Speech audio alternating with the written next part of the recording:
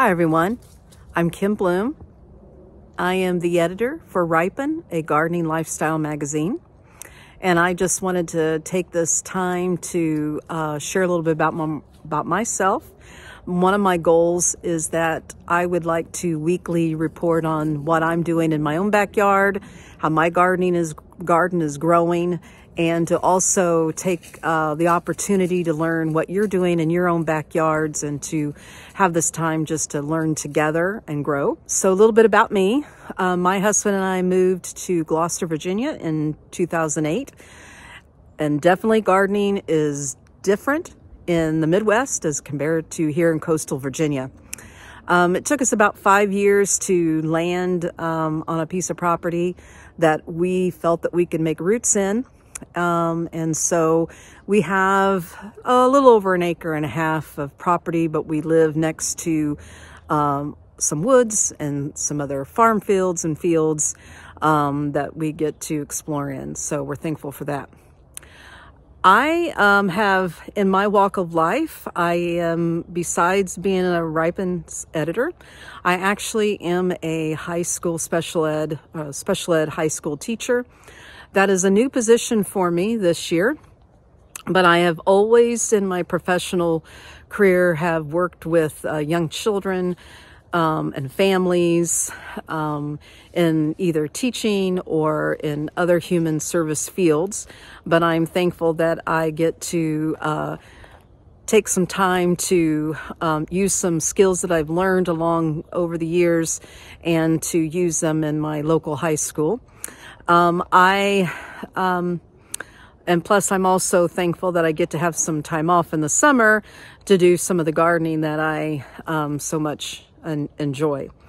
I used to do a little bit more intensive gardening in a larger area near my home, but I had some health things come up. I had some melanoma cancer diagnosis. Thankfully all that was removed and everything's gone, everything was clear. But it was sort of a little bit of an eye-opening for me to make sure I'm taking care of myself, keeping myself covered. I was never one of those people like to lay in the sun, but I was one that would sit between rows weeding for hours in the heat. It just didn't bother me. But I've had to downsize a little bit and make sure that I'm doing what I need to do to keep myself healthy and strong. Last year, my husband and son, they built me some above ground garden beds right behind my house. So this has been a new experience for me. I'm used to breaking up the ground, the sod, doing a small field area. So this has been different experience, and I've still very much learning how to grow big in garden beds. So I just thought I'd give you a little tour of what my garden looks like, and I'll explain some things you're going to see because some of it's kind of messy right now. But let's take a little turn and we'll see what my garden looks like.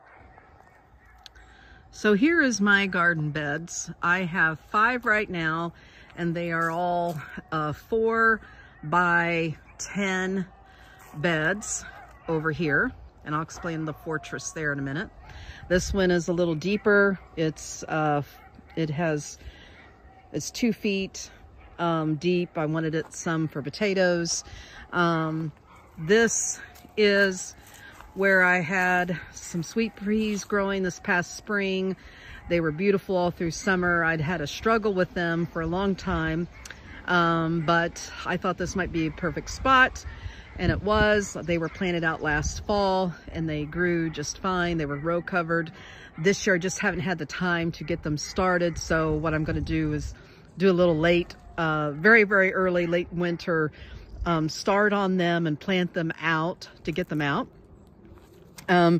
This is another area of the garden that I use it's really under construction at the moment. We have a little garden bed there I've had for years. I grew some dahlias, other wildflowers, which I haven't taken those down yet.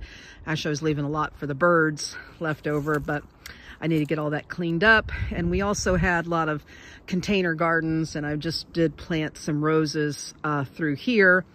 And So one thing, you've probably heard the dogs in the background, but we have a new dog that, well, she's about 8 months old, a mixed hound, and she likes to tear things up. And I had just gotten row cover. I planted tulips here because I get some animals, moles and things that were just pulling them right out of the ground. And so this year I wanted to put some tulips in the garden bed just to see, and I was having them covered just to protect them a little bit more. And she decided to tear the cover up, so that's why they're not covered at the moment. Here I have a fortress around this bed because I have bachelor buttons coming up, and you know, don't diss me for this, but you use what you have around your house to make these fortresses. And I have bachelor buttons growing, some anemone and other things. And I pulled some fencing that we had that I haven't gotten up yet, some other contraptions just to keep these babies warm this winter and get them growing nicely. But that is why we still have a lot of work to do. But I look forward just to continuing to show my progress and what I'm doing in my garden.